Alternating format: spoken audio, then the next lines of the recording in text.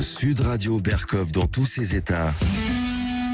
Le face-à-face. Et jusqu'à 13h, nous sommes avec Michel-Yves Bolloré pour le best-seller Dieu, la science et l'épreuve, l'aube d'une révolution, coécrit avec Olivier Bonnassy aux éditions Guy Trédaniel. Alors ce livre, c'est un livre étonnant. On peut dire c'est un ovni tombé du ciel. Comme ça réconcilie les croyants et les non-croyants. Non, je veux dire, c'est vraiment un livre que je vous recommande, qui a déjà d'ailleurs conquis des milliers, des dizaines de milliers, voire des centaines de milliers de lecteurs, parce que c'est un livre qui justement n'est pas un livre militant, est un livre d'explication. Et d'ailleurs, vous le dites vous-même, Michel-Yves Bolloré, 3 ans de travail de recherche, en collaboration avec une vingtaine de spécialistes, de physiciens, de mathématiciens, de biologistes, d'historiens, 500 références, 600 citations, et puis 62 prix Nobel, dont votre préfacier, Robert Wilson, le prix Nobel de physique. Alors d'abord, quand même, un livre vraiment passionnant, bourré de références. Alors après, qu'est-ce qui vous a amené, vous, d'abord à l'idée du livre? Alors bonjour André, merci beaucoup de me poser cette question. Ce qui nous a posé, c'est que moi personnellement, comme mon co-auteur Olivier, on cherchait ce livre dans les librairies, on ne l'a pas trouvé. On cherchait un livre qui aurait présenté d'une façon accessible pour tout le monde, c'est-à-dire clairement exposé, mais en même temps bien documenté, tout ce que la science et la raison pouvaient dire de l'existence d'un Dieu créateur. Et notre idée surtout, c'était que ce soit un livre où on ne parle ni de religion, ni de foi. C'est-à-dire qu'en fait, ce livre, il ne parle que d'une seule chose: existe-t-il un Dieu créateur derrière cette grande horloge, cette magnifique chose qu'est l'univers? Voilà. Et avec une seule approche, c'est-à-dire la raison et la science. Qu'est-ce que peut dire la raison et la science de cette question? Comme ce livre n'existait pas, on s'est dit, on va l'écrire. Alors on s'est un petit peu trompé parce que on a cru qu'on mettrait 1 an pour l'écrire. En fait, on a mis 3 ans et demi. Ah oui, il y avait de toute façon de quoi faire. Je rappelle que vous êtes vous-même ingénieur de formation et entrepreneur, Michel-Yves Bolloré, que votre co-auteur Olivier Bonnassy, lui, il est polytechnicien, je crois. Il est polytechnicien, puis, exactement. Voilà. Et donc, vous êtes penché là-dessus. Alors, est-ce que tous les deux, vous êtes croyants? Alors c'est très intéressant parce que moi oui, parce que j'étais dans une famille bretonne catholique traditionnelle, mais Olivier Bonnassy, son parcours est plus intéressant parce que il est arrivé à 20 ans, il était à l'école polytechnique et il était tout à fait incroyant. Donc il s'est mis à étudier cette question des croyants et il était absolument persuadé qu'il allait trouver des choses qu'il était facile de contester ou d'abattre. Et il s'est vraiment penché sur la question, aussi bien sur le plan scientifique que sur les autres questions de la raison. Et il s'est rendu compte, en fait, non, c'était l'inverse. Et il est devenu, enfin, ce qu'on appelle croyant. Je ne sais pas si c'est le bon mot. Il s'est dit que finalement, la seule explication rationnelle du monde, c'est qu'il y avait un Dieu créateur. Donc, lui a changé d'avis par l'étude. Intéressant, parce que toutes les versions, il y a le grand architecte de l'univers, il y a le maître des horloges, le grand horloger, etc. Mais alors justement, on ne va pas résumer un bouquin de presque 600 pages en quelques minutes. Malheureusement, le temps médiatique n'est pas, et heureusement d'ailleurs pour les livres, n'est pas le temps de la création et le temps politique, mais il met l'accent. Alors, l'idée centrale du livre, de ce que vous avez d'ailleurs trouvé, puisque vous avez fait 3 ans de recherche et de travail, au bout du compte, c'est quoi votre idée centrale? Alors d'abord sur la manière dont nous avons voulu faire les choses, c'est une enquête que nous avons fait avec effectivement, comme vous l'avez dit, une vingtaine de scientifiques qui nous ont aidés dans chaque chapitre, mais nous présentons le livre comme une enquête à un lecteur qui est au fond comme le juré d'un jury d'un tribunal, et on lui présente tout ce qu'on a trouvé, pièces, et il faut que le lecteur finalement se décide lui-même, c'est-à-dire que nous n'imposons rien, nous disons simplement finalement au lecteur, à l'auditeur, etc. Vous avez envie, au fond vous vous posez la question de savoir si il existe un Dieu créateur, c'est quand même une question importante. Elle est importante en elle-même, mais elle est aussi très importante pour chacun parce que nous sommes intéressés de savoir s'il va y avoir une vie après notre vie. Est-ce qu'il y a une vie après notre vie? Or, il est évident que si Dieu n'existe pas, il n'y a pas de vie après la vie, ça c'est clair. Et par contre, si Dieu existe, eh bien, il y a une bonne chance qu'on ait une vie après la vie. Donc c'est une question évidemment qu'on doit se poser. Mais nous avons voulu laisser le Sur lecteur... l'immortalité, toutes ces questions Voilà, existentielles. exactement, bien sûr. Oui. Donc nous avons voulu laisser le lecteur juge, mais juge bien informé, c'est-à-dire en lui mettant dans un seul volume, ce qui est important, dans un langage très accessible. Il pourra choisir lui-même l'ordre dans lequel il veut lire le livre. C'est un peu comme un buffet. Il peut choisir les chapitres, aller sauter un chapitre s'il l'ennuie, etc. Mais qu'à la fin, il se dise, bon ben voilà, j'ai entendu les arguments qui aujourd'hui militent pour dire, finalement, le monde est plus facile à expliquer si on croit qu'il y a un Dieu créateur. Voilà. Mais Oui, le lecteur est quand même le juge final. Certes, mais vous avez une thèse et vous la présentez. C'est Alors votre nous, thèse, personnellement, effectivement. nous deux, Olivier et moi-même, bien entendu, nous sommes croyants, nous sommes chrétiens.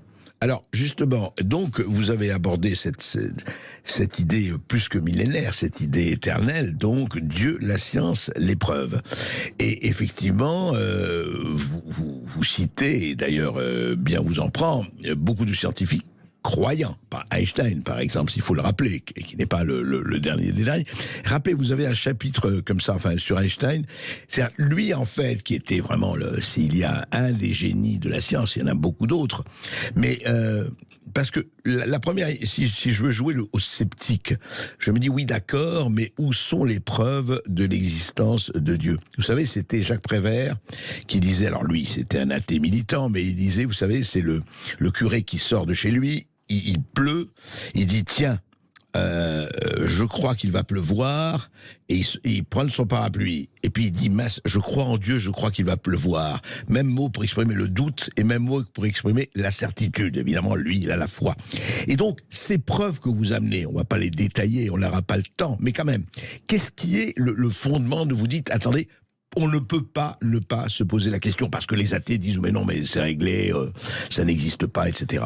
Alors, d'abord un point très très important parce qu'il est souvent mal compris, une preuve n'est pas une démonstration mathématique. On sait ce que c'est qu'une démonstration mathématique. Démonstration mathématique, c'est quelque chose qui n'est discuté par personne. Bon. Et on n'en parle plus, c'est clos, c'est comme le théorème de Pythagore. 2 + 2 = 4. Il a 2500, voilà, il a 2500 ans, le théorème de Pythagore, personne ne l'a jamais contesté, personne ne le contestera jamais. Donc, si vous voulez, ça n'est pas une démonstration scientifique, ce sont des preuves au sens où on en parle, par exemple, justement, dans un procès, et il y a donc des preuves de degrés plus ou moins forts. Si vous êtes effectivement dans un tribunal, par exemple, et qu'il y a eu un meurtre, eh bien, l'ADN, c'est une preuve très forte. Le groupe sanguin, c'est une preuve un peu moins forte, mais qui est encore forte. Les empreintes, c'est important. Les témoignages, c'est un petit peu moins important. Bon. Donc, les preuves ne sont pas des démonstrations scientifiques, mais par contre, c'est des accumulations d'éléments. C'est ce qui est dit d'ailleurs dans le dictionnaire français. C'est des accumulations d'arguments, dont une somme, si vous en avez une somme d'arguments importants, surtout s'ils sont indépendants et convergents, finalement, vous permettent de dire, bon, bah, je pense qu'on fait vraiment, voilà ce qu'on doit conclure, et voilà, j'arrive à une certaine faire pencher la balance. certitude. Voilà ce qui fait pencher la balance. Donc voilà exactement pour la notion de preuve, ne pas confondre preuve et démonstration scientifique, premièrement. Alors la deuxième, effectivement, il y a eu une révolution en faisant court à partir du XXe siècle, c'est-à-dire que si on se place au début du XXe siècle, vers 1900, la plupart des savants et la plupart des intellectuels sont devenus incroyants parce qu'on a vécu toutes ces Galilée, on a vécu Newton, Kepler, l'Inquisition, voilà, etc., Lamarck, oui. Darwin, surtout Darwin, Freud, Marx, etc. Enfin, on a vécu toute cette kyrielle à la fois de savants et d'intellectuels qui ont dit, voilà, Dieu n'existe pas, non seulement il n'existe pas, mais il est toxique, c'est l'opium du peuple, etc. Puis alors, à partir de 1900, 1920, il va y avoir des tas de découvertes absolument extraordinaires qui ne sont pas très compliquées à comprendre. Il faut que les auditeurs ne soient pas inquiets, ils puissent le lire. Il y a des grandes découvertes, c'est-à-dire, premièrement, à travers l'usure du monde, ce qu'on appelle la thermodynamique, on va s'apercevoir que le monde, l'univers s'use, et donc il va avoir une fin. L'entropie, et donc tout ce qui a une fin a un début, et quand ça a un début, ça pose un problème. Après ça, il y a une deuxième série de preuves qui sont liées à l'expansion de l'univers, dont tout le monde a entendu parler. L'expansion de l'univers, elle suppose aussi forcément un début. On croit découvrir le début avec ce qu'on entend aujourd'hui par le Big Bang. Et donc ça, c'est une deuxième série de preuves. Et effectivement, comme vous l'avez dit, dans les gens qui nous ont aidés, il y a ce scientifique qui est un prix Nobel, qui est un croyant. Il n'est pas athée, il est agnostique. Ça veut dire agnostique, ça veut dire je sais pas, agnostique. Oui, Voilà, je ne sais pas. Je ne sais pas. Mais Robert Wilson, qui est prix Nobel et qui préface, qui est celui qui a découvert la preuve du Big Bang, donc c'est pas n'importe qui. C'est un prix Nobel, un très grand cosmologiste. Il dit lui-même dans la préface qu'il a écrit pour nous, il dit si la théorie du Big Bang est confirmée telle qu'elle est, on ne peut pas échapper à se poser la question de la création. Voilà. Pour un agnostique, c'est une belle phrase. On ne peut pas échapper à se poser la question de la création. On va il ne tranche pas, oui, voilà, il ne tranche pas, mais il dit on ne peut pas échapper au problème. Eh bien, on s'en reparle tout de suite, c'est passionnant, après cette petite pause. À tout de suite. Ici Sud Radio. Les Français parlent au français. Les carottes sont cuites. Les carottes sont cuites. Sud Radio Berkov dans tous ses états. Et Dieu dans tout ça, comme disait un célèbre animateur de radio. Michel-Yves Bolloré, Olivier Bonassi, Dieu, la science, l'épreuve. Et puis, le bandeau est intéressant aussi, la science nouvelle alliée de Dieu. Ah, vous l'embrigadez, mais vous avez raison de le faire chez Guy Trédaniel. Juste un mot, Michel-Yves Bolloré, enfin un mot. Continuons sur ces interrogations, par exemple, effectivement, le passage de l'inerte au vivant. On en parlait hors antenne. Qu'est-ce qui fait? C'est vrai qu'au commencement était je ne sais pas, cette soupe, cette galaxie, on ne sait pas comment on peut l'appeler, enfin, les savants le disent beaucoup mieux que nous. Et puis, à un moment donné, ça passe à la matière vivante. Cette interrogation-là, elle est là depuis que la science existe. Et qu'est-ce que vous en avez conclu après, avec vos recherches? Eh bien, aujourd'hui, je pense que c'est la question la plus fascinante de la science aujourd'hui. Il y a la cosmologie, on en a parlé, c'est très intéressant. Il y a des tas de choses très importantes sur la mort thermique de l'univers, sur le principe anthropique, etc. Mais je pense qu'au fond, finalement, la question la plus passionnante et la plus incroyable, c'est le passage de l'inerte au vivant. Si on se penche très rapidement sur l'historique et l'histoire de ça, Darwin, en 1850, dit qu'au fond, finalement, dans une soupe primitive qui était au pied d'un volcan, où il y avait des tas d'organes, de produits chimiques, d'organo-éléments, etc., il y a eu des coups de tonnerre, du vent, de la pluie, et que tout ça a été secoué, et qu'une première cellule vivante est apparue dans cette petite mare chaude qu'on appelle une soupe primitive. Alors ça, c'était en 1850, et donc tout le monde a adhéré à cette thèse, et on y a tellement adhéré que dans les années 1950, 60, 70, aux États-Unis, il y a eu énormément de laboratoires qui ont trituré des soupes primitives en faisant passer des courants électriques, de l'électromagnétisme, en rajouter des ingrédients, etc. Et donc nous décrivons dans notre livre la dizaine de laboratoires qui, pendant 20 ans ou 30 ans, ont travaillé en essayant de secouer pour faire apparaître une cellule vivante, ou du moins quelque chose qui s'en rapproche. Et alors en fait, ce qui s'est passé, ce qui est très très intéressant, c'est que vers ces années-là, on a découvert une révolution, c'est-à-dire qu'en fait, la plus petite cellule vivante était un truc d'une complexité incroyable, avec de l'ADN, on en entend tous parler, de l'ARN, du ribosome. Ce sont des ordinateurs avec des logiciels, c'est-à-dire des choses d'une complexité inouïe. Oui, et aujourd'hui, je suis obligé évidemment d'être très bref, aujourd'hui, on ne sait plus comment ça a pu arriver. Et du coup, ce qui est à mon avis, un aveu et une preuve indirecte, tous les gens qui essayaient de touiller la soupe primitive en espérant voir apparaître une cellule vivante, eh bien ces gens, ils ont arrêté de touiller la soupe primitive parce qu'ils savent qu'ils n'ont plus aucune chance que ça arrive. Alors ça, je pense que c'est au fond, finalement, les gens ont cru pendant longtemps que l'écart entre la matière, c'est-à-dire les cellules... La matière inerte, vous voulez dire. La matière inerte, c'est-à-dire les molécules les plus grosses, les plus longues molécules et une cellule vivante, ils pensaient que le ravin entre les deux n'était pas très grand. Et maintenant, ce ravin n'est plus un ravin, c'est un gouffre immense. Un abîme, oui. Alors, c'est un abîme. Bon, il est évident qu'il a été franchi, puisque nous sommes là. Et donc, il y a bien eu une cellule vivante. Mais simplement, cette question, aujourd'hui, est un mystère immense.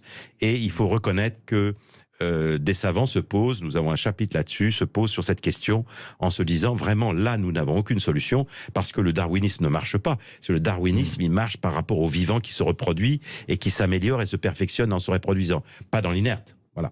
Donc je pense que c'est probablement une des questions les plus extraordinaires et les plus fondamentales, et c'est celle qui prêche pour qu'il y ait eu un réglage ou des lois extraordinaires mises par un créateur pour que cet instant-là arrive.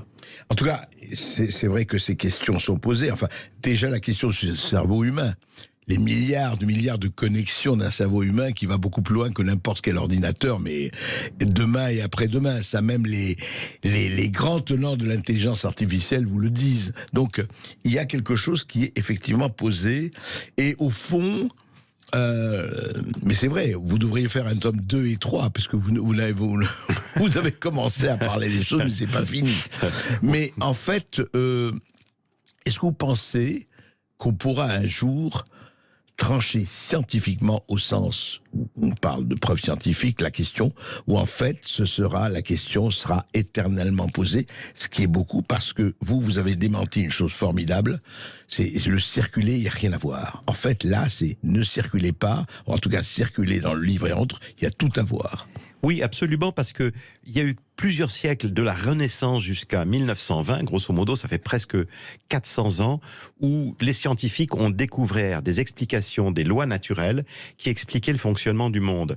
Et alors, comment on expliquait le fonctionnement du monde? C'est très bien, bien entendu, mais les gens se disent maintenant, s'il y a des explications, au fond, finalement, naturelles, et des lois naturelles à l'explication du monde, Dieu n'est plus nécessaire pour l'expliquer, et s'il est plus nécessaire, c'est qu'il n'existe pas. Donc ça, c'est une tendance qui va de 1540 Copernic, grosso modo, jusqu'à 1920 Einstein.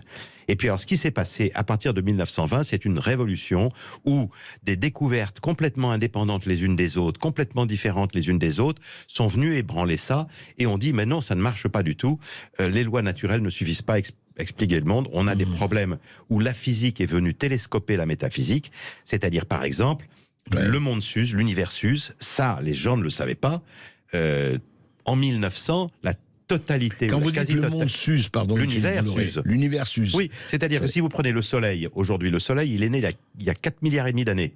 Dans 5 milliards d'années, il sera éteint, comme une bûche dans le ciel. C'est une bûche qui s'éteint. Bon, certes, c'est de l'hydrogène qui devient de l'hélium, mais peu importe, c'est le même principe que la bûche.